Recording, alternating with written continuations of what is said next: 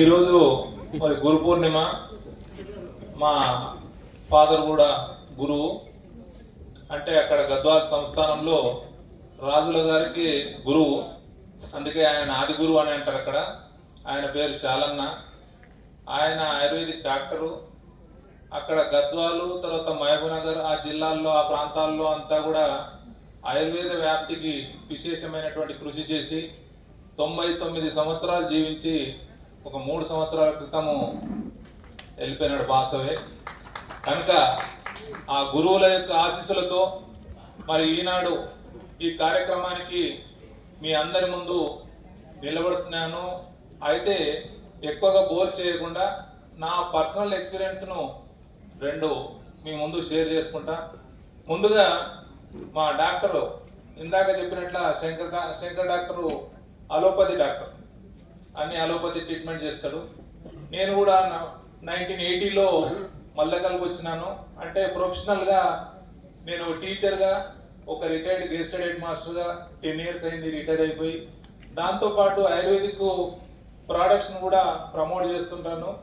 కనుక అది హెరిడిటరీ వచ్చినటువంటి ఆ లక్షణాన్ని ముందుకు తీసుకుపోతున్నా. అయితే ఈ యొక్క నారికేళ తైలం క్షీరామృత్ అనేటువంటిది ఈ మధ్యన మరి మా మిత్రుడు ఎక్కడికో పోయినాడు టూరు, నాకు తెలియదు, తీసుకొచ్చి నాకు 1 లీటర్ పంపినాడు తీర్థం. అయ్యా ఈ తీర్థం తాగు, తర్వాత దీనికి సంబంధించినటువంటి రిజల్ట్ ఏమైనా ఉంటే నాకు చెప్పు అని. నాకు కాన్స్టిపేషన్ ఉండేది, తర్వాత గ్యాస్ట్రైటిస్, అది ఒక 1 నెల రోజులు వాడినాను. తర్వాత దాని నుంచి గుడ్ రిలీఫ్. అంటే ఏదో నేను గొప్పగా చెప్పడం కాదు, చిన్నప్పుడు నేను 5వ తరగతిలో ఉన్నా, నాకు బాగా జ్ఞాపకము. నాకు ఇదంతా చికెన్ పాక్స్, పెద్దమ్మ అనేవాళ్ళు, అటువంటిదంతా వచ్చింది. వచ్చినప్పుడు మా అమ్మ అదే అక్కడ సుంకులమ్మ అని దేవత ఉంటుంది, గాడెస్, అక్కడ తీసుకుపోయి పెట్టి టెంకాయ కొట్టి ఆ నీళ్ళని ఆ మట్టిలో ఇట్లా చిన్న గుంత చేసి దాన్ని పూసి 3 రోజుల్లో మాన్పినటువంటి సంఘటన ఈ రోజు నాకు స్పాంటేనియస్ గా గుర్తొస్తా ఉంది. అంటే నారికేళ తైలం ఆ యొక్క నీటిలో అంత లక్షణాలు, అంత గుణాలు ఉన్నాయనేటువంటి సంగతి ఇప్పుడు నాకు జ్ఞాపకం వస్తుంది.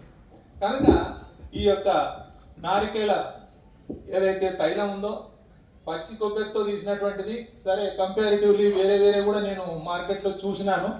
కానీ దీనికి ఉన్నటువంటి ఒరిజినాలిటీ, ఆ ఒరిజిన్ అనేటువంటి పదాన్ని వాడి దీనిలో ఉన్నటువంటి మూలత్వాన్ని గురించి మరి 1 నెలనే నేను వాడినాను. చాలా గుడ్ రిజల్ట్. ఏదేమైనా నిజంగా నేను సైన్స్ బ్యాక్గ్రౌండ్తో ఉన్న వ్యక్తిని, బిఎస్సి, ఎంఏ, ఎంఎడ్.